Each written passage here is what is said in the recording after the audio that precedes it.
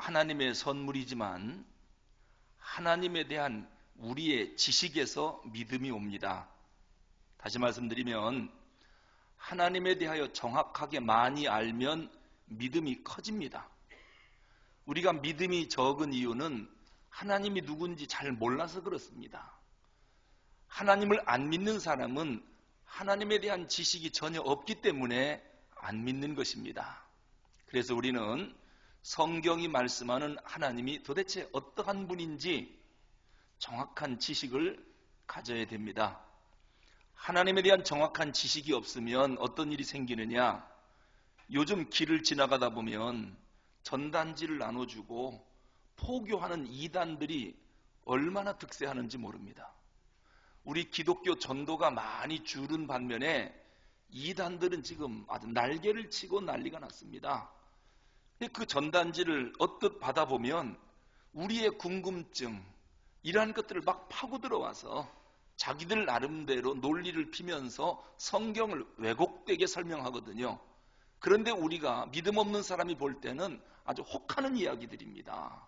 우리의 가려운 부분을 잘 긁어줍니다. 그래서 이게 그런가 하고 넘어가게 되어 있습니다. 왜 이단에 빠지겠습니까? 그것도 신천지 같은 경우는 현재 교회 다니는 사람을 대상으로 포교합니다. 불신자를 하는 게 아니라. 왜 우리가 넘어가지요? 기독교 교리를 정확히 모르기 때문입니다. 그래서 그게 그런 것 같고 모두가 똑같은 것 같고, 그래서 신천지가 이단임에도 저렇게 부흥을 하는 것입니다. 우리는 그리스도인의 삶의 대헌장인 십계명을 계속 배우고 있습니다. 왜 우리가 이 교리를 배워야 하느냐? 강하고 큰 믿음을 갖기 위해서. 그래서 더 이상 이 땅에 이단들의 유혹에 넘어지지 않기 위해서, 끝까지 믿음을 지키기 위해서 우리는 교리를 배워야 합니다. 우리는 지금 이단과의 전쟁 중에 있습니다. 왜 우리가 이단과 전쟁해야 합니까? 몰랐습니다. 그럴 줄 몰랐습니다. 알았으면 그렇게 했겠습니까? 그래서 우리가 이 교리를 다시 정확히 배워야 하는 것입니다. 오늘은 십계명 세 번째 시간으로 제1계명이 뭐냐? 너는 나 외에 다른 신들을 내게 두지 말라. 이 말씀을 제목으로 삼아 하나님 말씀을 증거하겠습니다. 여러분, 우리 인간은 본능적으로 호모 렐리지오스라고 합니다. 종교적으로, 본능적으로 종교적인 존재다. 여러분, 우리는 왜 본능적으로 종교적인 존재입니까? 동서고금을 막론하고 인간이 사는 사회는 형태는 비록 다를지라도 항상 종교가 있어 왔습니다. 아주 고대 시대부터 지금까지 깊은 밀림 속 원주민이 사는 그 마을에도 누가 알려주지 않았는데도 나름대로 종교를 만들어서 자기들의 신을 섬기고 있습니다. 아니, 어떻게 해서 인간은 이렇게 종교적 존재가 되었습니까? 그 이유가 뭡니까? 종교개혁자 칼빈의 이야기를 들어보면 인간의 본성 가운데는 하나님이 심어준 종교의 씨앗이 내재되어 있답니다. 종교의 씨앗이 우리에게 있다. 그 종교의 씨앗이 뭡니까? 원래 우리는 하나님의 형상으로 지음을 받았습니다. 그 하나님의 형상이 있기 때문에 인간은 누구든지 신을 추구하는 본능이 있습니다. 하나님의 형상이 신을 찾는 마음을 갖게 하는 것이지요. 그 본능이 바로 종교의 씨앗이다라고 칼빈은 말합니다. 그래서 인간이 사는 곳은 어디든지 종교를 만든다는 것입니다. 특히 전도서 3장 11절에 보면 하나님이 모든 것을 지으시되 때를 따라 아름답게 하셨고 또 사람에게는 영원을 사모하는 마음을 주셨느니라. 사람들에게는 영원을 사모하는 마음을 하나님이 넣어주셨답니다. 영원을 사모하는 마음이 뭡니까? 신을 그리워하는 마음입니다. 그 마음이 인간에게는 다 있다는 겁니다. 하나님이 넣어줬기 때문에. 그래서 그 신을 그리워하는 마음으로 각자 종교를 막 만드는 것입니다. 로마서 1장 19절에 보면 이는 하나님을 알만한 것이 저희 속에 보임이라 하나님께서 이를 저희에게 보이셨느니라. 여러분, 사람의 마음속에 하나님을 알만한 것이 있답니다. 이게 뭐죠? 하나님을 알만한 것. 이것이 인간에게 있는 본능적인 신지식입니다. 신에 대한 지식. 이것이 사람 마음속에 하나님이 다 심어줬답니다. 그래서 모든 인간들은 신을 그리워하고 신을 사모하는 본능이 생기게 된 것입니다. 그래서 인간은 하나님이 아니면 어떤 신이든지 본능적으로 믿게 되어 있습니다. 각자 자기가 섬길 신을 찾아 나서는 것이지요. 그러다가 우리는 하나님을 찾았습니다. 정확히 찾은 것입니다. 하나님을 못 찾는 사람들은 이게 하나님인 줄 알고 우상을 숭배하고 미신을 섬기는 것입니다. 여러분, 인간이 사는 곳은 어디를 가도 어느 나라를 가도 신을 섬기는 신전이 있습니다. 우선 어느 나라를 가도 교회가 있습니다. 하나님 섬기는 신전이지요, 교회는. 그런데 모스크도 있습니다. 이건 알라신을 섬기는 신전입니다. 이슬람교지요. 그들은 알라가 구세주를 알고 있는 것입니다. 그리고 어디를 가든 절이 있습니다. 부처가 신인 줄로 잘못 알고 있는 것입니다. 신을 잘못 찾은 것이지요. 무당집이 있습니다. 조상신을 섬기고 삼신할머니를 섬기고 고목나무, 1월 성신, 용왕님, 산신령, 애기동자, 장군님, 별걸 다 섬깁니다. 이게 신을 찾는 본능 때문에 그런 거예요. 그냥 아무데나 놓고 그게 신인 줄 알고 섬기는 것입니다. 돌을 깎아 만들어 놓고 그게 복주는 줄 알고, 고목나무에 빌어서 복주는 줄 알고. 일본에는 무려 800만 개의 신이 있습니다. 이것이 인간은 호모 릴리지오스, 본능적으로 종교적이다라고 하는 것의 증거입니다. 이 종교의 씨앗이 신을 올바로 찾아야 되는데 잘못 찾아서 이러한 우상 숭배와 미신들이 생기게 된 것입니다. 특히 종교 철학자들의 말을 들어보면 사람들은 현재의 삶이 힘들고 미래가 불안하면 본능적으로 절대자를 찾게 되어 있답니다. 앞이 캄캄하고 암담하면 아이고 하나님 한다는 거예요. 이 본능적으로 그런다는 것이죠. 그래서 인류 역사상 수많은 신들과 수많은 종교가 만들어졌다는 것입니다. 결국 세상 종교는 왜 만들어졌느냐? 사람의 필요를 채우기 위해서 사람들이 만든 것입니다. 이게 세속 종교의 특징입니다. 세속 종교는 신을 불러다가 인간을 복되게 하고 인간을 도와줘서 잘되게 해달라는 겁니다. 이렇게 세상의 모든 우상들은 인간의 행복을 위해서 인간들이 만들어 놓은 신이다라고 하는 것입니다. 그런데 우리 기독교의 하나님은 전혀 그렇지 않습니다. 성경은 뭐라고 말씀합니까?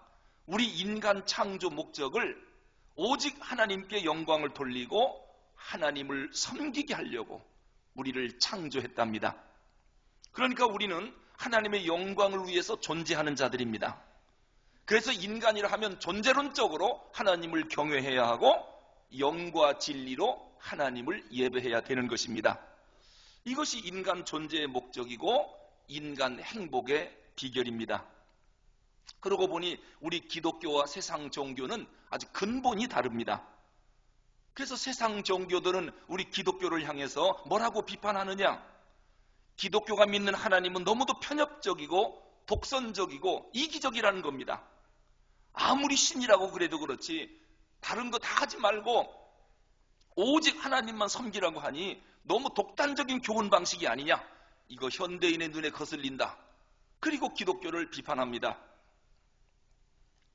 영국 소설가 가운데 토마스 하디라고 하는 분이 있는데요. 그분이 숨어 사는 주디라고 하는 책을 썼습니다. 토마스 하디의 숨어 사는 주디. 그 소설 속에 십계명 조각에 대해서 얘기가 나와요. 이 조각품 있죠? 새겨서 글을 쓰는 걸 조각이라고 하죠. 십계명 조각. 이게 뭔 얘기냐면 어떤 교회에서 성도들이 교회를 이쁘게 건축을 해놓고 교회 벽면에다가 십계명을 조각해서 새겨 넣으려고 당대 가장 유명한 조각가를 불러다가 십계명을 조각하라고 그랬습니다.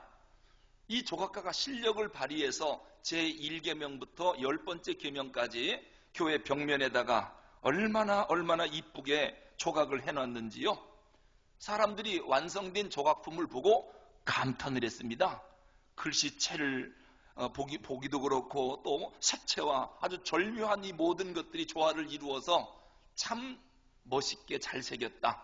그런데 그 십계명을 자세히 읽어본 교인들이 깜짝 놀랐습니다. 왜 놀랐느냐면 이 조각가가 생각하기를 십계명이 너무 독단적이고 편협적이고 이기적이라는 거라고 생각해서 뭐뭐 하지 말라를 자기 생각대로 하라로 바꿔버렸어요. 그리고 하라는 하지 말라로 바꿔서 새겨놓은 것입니다. 그러다 보니 십계명이 어떻게 됐습니까? 나 외에 다른 신을 섬겨라. 우상을 만들어 거기에 절하라. 하나님의 이름을 망령되게 일컬어라. 살인해라. 간음하라. 도둑질해라. 거짓 증거해라. 이웃의 물건을 탐내라. 그렇게 써놨고, 그리고 하라는 하지 말라로 바꿔서 안식일을 지키지 말라. 부모를 공경하지 말라. 이렇게 조각을 해놓은 것입니다. 그래서 그 교회 벽면에 있는 십계명은 웃음거리가 되고 말았습니다. 여러분, 하나님의 계명이 정말 독선적이고 부정적이고 너무 강압적인 것 같아서 한번 바꿔볼까요? 하지 말라를 하라로 하고 하라를 하지 말로 바꿔서 지킨다면 이 사회가 어떻게 될 것 같습니까? 당장 망해버립니다. 살인해라. 다 죽습니다. 간음해라. 가정 다 깨집니다. 도둑질해라. 네 꺼낼 거 없습니다. 힘 있는 사람이 진립니다. 부모 공경하지 마라. 우리 다 쫓겨납니다. 우상 숭배해라. 온갖 미신들이 난리 날 겁니다. 십계명이 독선적이다, 이기적이다 해서 한번 바꿔보란 말입니다. 여러분, 십계명은 서론에서 말씀드렸듯이 하나님의 통치 철학이요, 하나님의 백성들이 지키고 살아야 할 삶의 기준과 원리입니다. 그렇기 때문에 이것을 무너뜨리면 망하는 것입니다. 다 망합니다. 광야 1세대에게 하나님이 주신 십계명은 출애굽기 20장에 나옵니다. 그리고 1세대가 광야에서 다 죽고 2세대가 태어났지요. 그리고 2세대가 이제는 요단강을 건너 약속의 땅 가나안으로 들어가는데, 들어가기 전에 모세가 바란 광야에서 2세대들을 불러 모아놓고 신신당부합니다. 너희들 가나안 땅에 들어가 가나안의 축복을 받으려면 이 계명을 지켜야 한다. 이게 신명기 5장에 나옵니다. 십계명이 신명기 5장에 한 번 더 나오는 이유가 그겁니다. 자, 그러면 모세는 광야 2세대들을 왜 불러 모아가지고 너희들 가나안 땅에 들어가 이 십계명을 반드시 지켜야 된다라고 이렇게 아주 목이 닳도록 외치는 것일까요? 그 이유가 뭘까요? 모세는 이것을 알았기 때문입니다. 여러분, 이스라엘 역사를 보면 하나님의 백성들이 말씀에 순종하고 그 율례와 법도와 계명을 잘 지키면 반드시 복을 받았습니다. 그 민족은 흩어짐을 면했습니다. 그런데 하나님의 율례와 법도와 계명을 무시하거나 소홀히 여겨서 지키지 않으면 여지없이 강대국들의 침략을 받아 나라가 패망하고 포로로 끌려가고 가족이 흩어지고 민족이 흩어지는 비극을 당했습니다. 이것을 모세는 정확히 알았던 것입니다. 하나님의 율례와 법도와 계명을 버리고 안 지키면 이 민족의 장래가 어떻게 된다는 걸 알았기 때문에 가나안 땅에 들어간다고 무조건 복 받는 게 아니라 이 십계명을 반드시 지켜야 된다라고 신신당부하는 것이 신명기 5장의 말씀입니다. 이 원리는 지금도 이스라엘 민족에게는 그대로 적용이 되고 있습니다. 그들은 십계명을 철저히 지킵니다. 그래서 오늘 유대인들이 세계적인 민족이 되지 않았습니까? 이것은 유대인들에게만 해당되는 것이 아니라 오늘 하나님의 백성들에게 모두 적용되는 똑같은 율법입니다. 우리 대한민국, 우리 교계, 우리 사회, 하나님의 율례와 계명과 법도를 다시 기억해야 하고 그 계명대로 살아야 하는 분명한 이유가 어디 있느냐? 우리는 성경 역사를 통해서 정확히 알고 있습니다. 여러분, 하나님의 축복을 받고 한 나라를 세계적인 나라로 만든 사람들이 누굽니까? 청교도들입니다. 그들은 영국에서 종교 핍박을 받고 신대륙으로 종교 자유를 찾아 건너간 사람들입니다. 물론 청교도들이 초기에는 고생을 많이 했지만 청교도 정신으로 미국을 오늘 어떤 나라 만들었습니까? 초인류 국가, 가장 강력하고도 가장 부강한 세계 경찰 국가로 만들어놨습니다. 청교도 정신이 미국을 그렇게 만들어 놓은 것입니다. 그럼 청교도 정신이 무슨 정신입니까? 다른 거 아닙니다.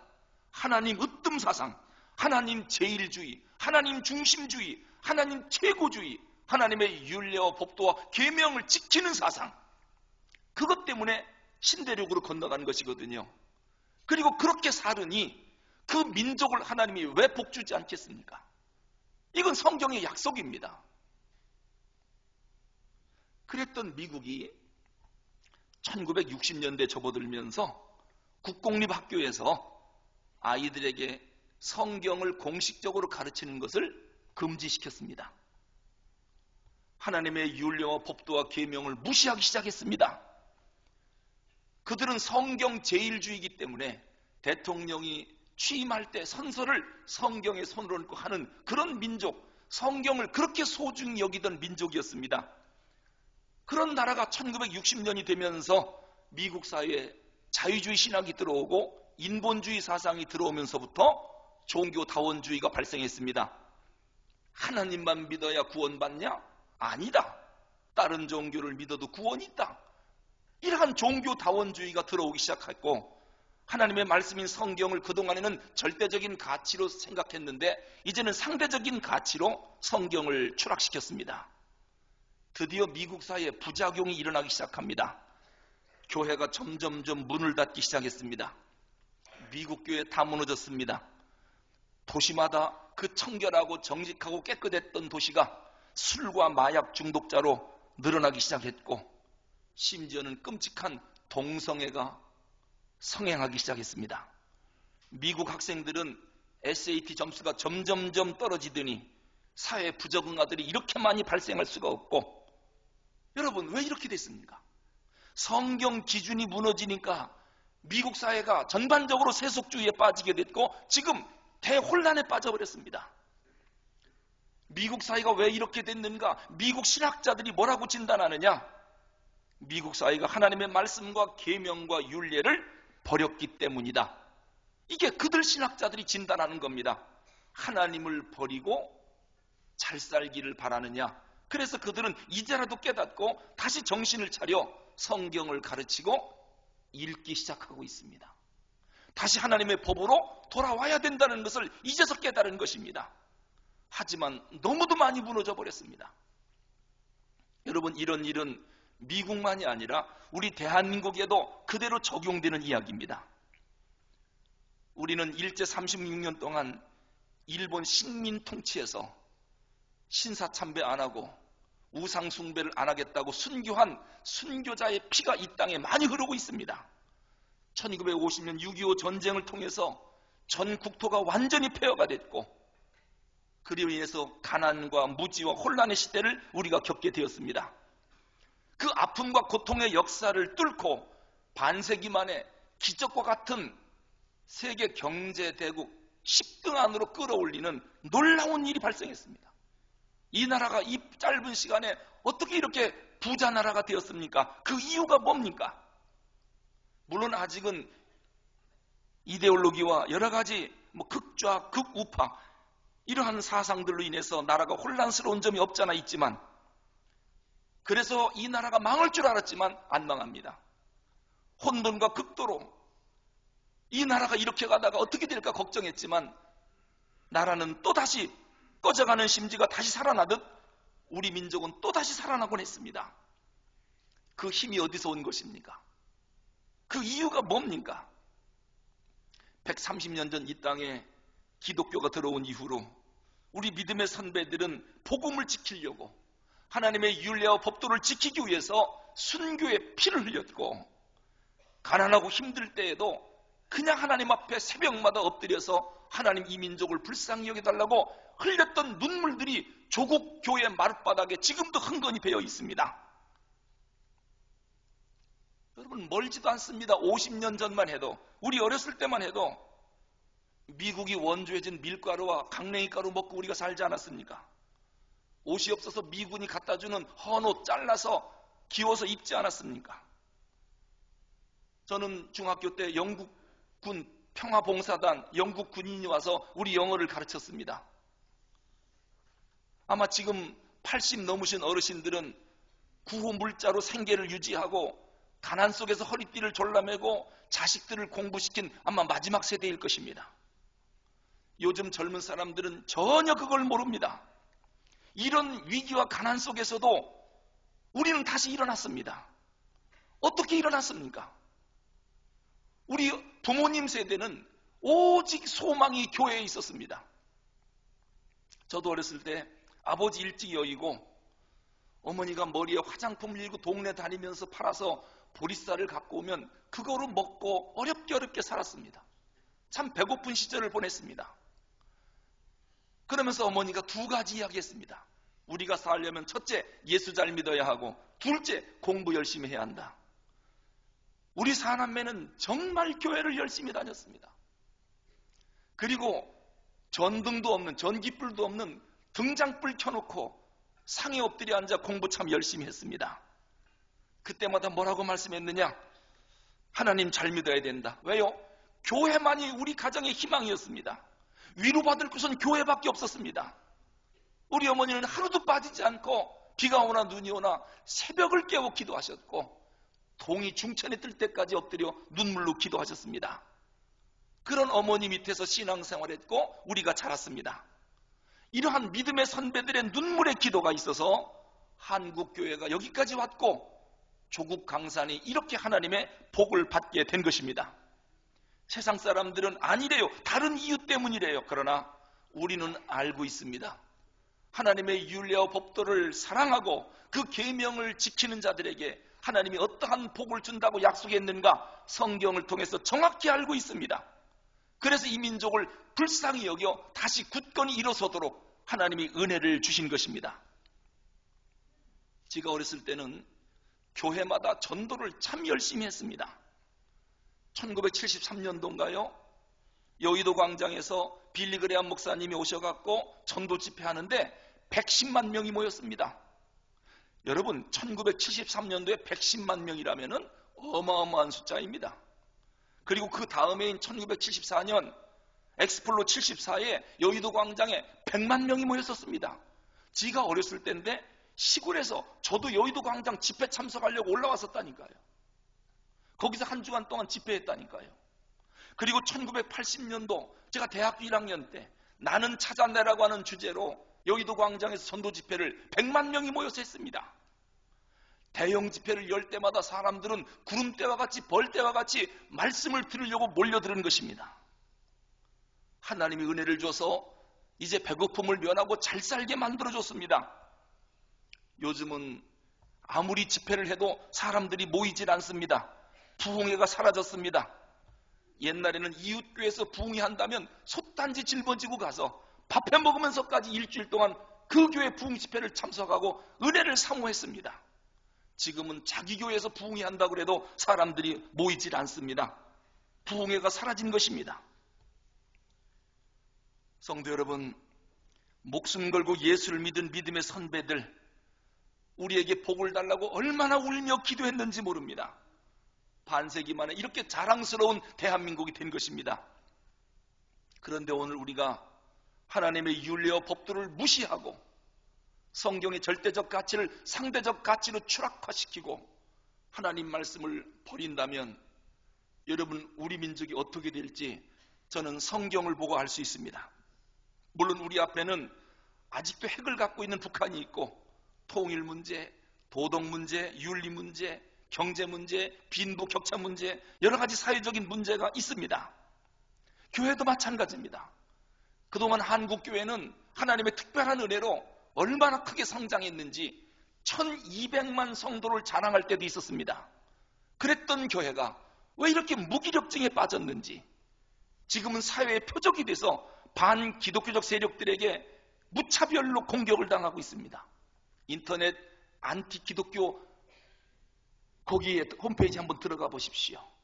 매스컴들이 얼마나 무섭게 교회를 공격하는지 모릅니다.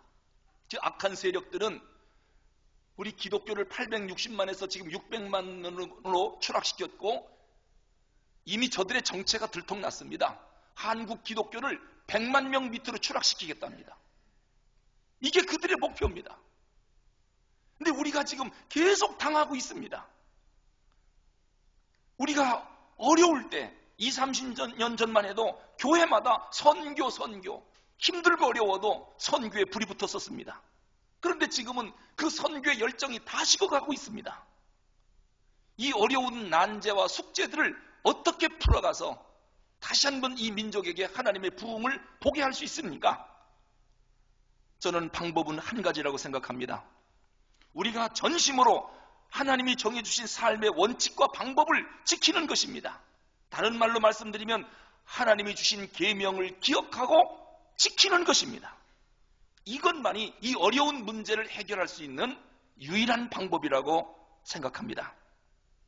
출애굽한 이스라엘 백성들이 그 험한 광야 40년 사는 동안 그들에게 가장 큰 걱정거리가 뭐였는 줄 아십니까? 풀 한 폭이 없고 비 한 방울 오지 않는 이 죽음의 땅 사막에서 200만 명 이상이 어떻게 먹고 사는가? 제일 큰 걱정이었습니다. 그리고 이 나라를, 이 백성들을 어떻게 지키고 이 백성들을 끝까지 유지시킬 것인가? 이것이 참으로 큰 고민이었습니다. 그때 하나님께서 모세에게 뭐라고 말씀했습니까? 하나님의 통치 철학과 이 백성들이 살아야 할 삶의 원칙과 이 어려운 가운데서도 복을 받는 비결을 하나님이 알려주신 것입니다. 그게 바로 뭐냐면 시내산에서 주신 십계명입니다. 그래서 이스라엘 백성들은 모세가 들려주는 그 십계명을 들으면서 하나님과 언약을 맺었습니다. 모세가 10가지를 읽어주자 백성들은 일제히 자리에서 일어나서 아멘, 말씀대로 준행하리이다. 이래서 하나님과 백성들 사이에 언약을 맺은 것입니다. 그때 하나님은 뭐라고 대답했습니까? 너희들을 내가 책임지겠다. 반드시 복을 주겠다. 왜요? 이 계명을 지킨다고 언약을 했거든요. 그래서 그들은 40년 광야 생활을 거뜬히 지낼 수 있었고 약속의 땅 가나안으로 들어가게 된 것입니다. 우리 믿음의 선배들도 하나님의 계명을 참 잘 지켰습니다. 왜냐? 우리가 축복받는 비결이 하나님의 율례와 법도와 계명을 지키는 것이라고 하는 것을 정확히 알았기 때문입니다. 십계명을 잘 지키면 민족이 흩어지지 않고 망할 것 같지만 망하지 않고 죽을 것 같지만 죽지 않고 어떤 전쟁이나 질병 가운데서도 다시 살아난다라고 하는 것을 성경을 통해서 알았기 때문에 우리 믿음의 선배들은 말씀을 철저히 지켰습니다. 여러분, 그렇습니다. 축복의 통로, 축복의 원칙이 십계명을 지키는 삶입니다. 하나님이 우리에게 예배해 놓으신 축복의 통로, 축복의 보물창고가 십계명입니다. 이 계명대로 살면 우선 나라가 부강해집니다. 사회가 안정되고 풍요로운 복을 받습니다. 이게 하나님의 말씀을 지키는 데서 오는 것입니다. 여러분, 십계명을 보십시오. 살인하지 말라, 간음하지 말라, 도둑질하지 말라, 윤리적 기준이 나옵니다. 그렇기 때문에 이 십계명을 잘 지키면 우선 미신이 없는 나라가 될 겁니다. 살인이 없는 사회, 간음이 없는 사회, 도둑질이 없는 사회, 부모를 공경하는 사회, 신용이 있는 사회, 얼마나 멋지고 깨끗하고 아름다운 사회가 되겠습니까? 우리 선조들은 그걸 알았던 것입니다. 그리고 사탄의 세력을 꼼짝하지 못하도록 붙들어 매고 사탄을 내어 쫓는 방법이 하나님의 말씀을 지키고 사는 것이라는 것을 알았습니다. 그러나 만약에 이 십계명의 원칙이 무너지면 저수지의 댐이 무너지는 것과 똑같습니다. 죄악의 물이 홍수처럼 쏟아질 것입니다. 사탄의 세력이 순식간 도시를 삼켜버릴 것입니다. 무너진 인간의 마음을 완전히 지배할 것입니다. 안타까운 것은 지금 우리 사회에 이 댐에 금이 가고 있는 것 같아서 안타깝습니다. 탐욕과 무질서와 살인과 간음과 폭력이 우리 사회 곳곳에 도사리고 있고 지금 계속 발생하고 있습니다. 왜 이런 일이 자꾸 생길까요? 십계명적 삶이 무너졌기 때문입니다. 미혹의 영과 사탄의 공격을 막아내야 되는데 십계명의 삶이 무너지니 막을 길이 없는 것입니다. 특별히 감사한 것은 신약시대로 오면서 성령님이 우리에게 함께 하심으로 율법이 아닌 은혜로 십계명이 바뀌었습니다. 그래서 이제는 성령님이 우리와 함께 하시기 때문에 십계명을 지키는 것은 어려운 일이 아닙니다. 여러분, 은혜 받는 사람들, 은혜 받은 사람들은 십계명 지키고 사는 것이 하나도 어렵지 않습니다. 저 자신도 그렇고 내 주변에 예수 잘 믿는 사람들을 보면 십계명을 잘 지키며 삽니다. 결코 어렵지 않습니다. 어렵게 생각하지도 않습니다. 하나님 으뜸 사상으로 삽니다. 하나님 최고주의로 삽니다. 아무리 어려워도 하나님 중심으로 삽니다. 주의를 성수합니다. 거짓말하지 않습니다. 도둑질 안 합니다. 이웃의 것을 탐내지 않습니다. 살인은 더더욱 안 하고 간음도 안 합니다. 하나님을 잘 섬깁니다. 부모 공경 잘합니다. 이게 십계명적 삶입니다. 이게 뭐가 어렵습니까? 그런 가정은 행복할 수밖에 없고 그런 나라는 정상적인 나라가 될 수밖에 없고 왜 복을 못 받겠습니까? 그러나 이 십계명에 대한 기준이 무너지면 어떻게 됩니까? 우선 백성들이 미신에 찌들을 것이고 우상을 숭배할 것이고 허랑방탕하게 될 것이고 마약을 하고 사람을 죽이고 도둑질하고 바람피고 거짓말이나 하고 시기 질투하고 사기나 치고 온갖 못된 짓 다 할 것입니다. 이 계명의 뚝이 무너지면 이런 사회가 되고 맙니다. 요즘 서구 사회가 급속도로 이슬람화되고 있습니다. 영국도 프랑스도 완전히 이슬람이 점령해버렸습니다. 이슬람이 마지막 최후 공격지가 어디냐면 대한민국으로 정했습니다. 왜냐하면 여기는 기독교가 자리를 잡고 있기 때문에 이슬람이 와도 이 발붙일 데가 없었거든요. 그래서 수만 명의 이슬람 선교사가 한국 땅에 들어와 있습니다. 이슬람 사람들이 그냥 들어오는 게 아닙니다. 여러분 놀라지 마십시오. 지금 전 세계에 이슬람 선교사가 몇 명인 줄 아십니까? 180만 명입니다. 180만 명의 이슬람 선교사들이 전 세계에 흩어져서 세계를 이슬람화 만들려고 지금 온갖 공작을 다 하고 있습니다. 그럼 기독교 복음을 전하는 선교사는 몇 명입니까? 미국이 10만 명으로 제일 많고 우리나라가 2만 5천 명. 그 나머지 나라들은 별로 없습니다. 다 합해도 20만 명이 채 안 됩니다. 이슬람 선교사는 180만 명입니다. 지금 우리나라에 들어와서 이슬람 선교사들이 하는 일이 뭔 줄 아십니까? 한국 여성과 결혼하는 겁니다. 그들은 일부 다처주의이기 때문에 이미 본국에 부인들이 있습니다.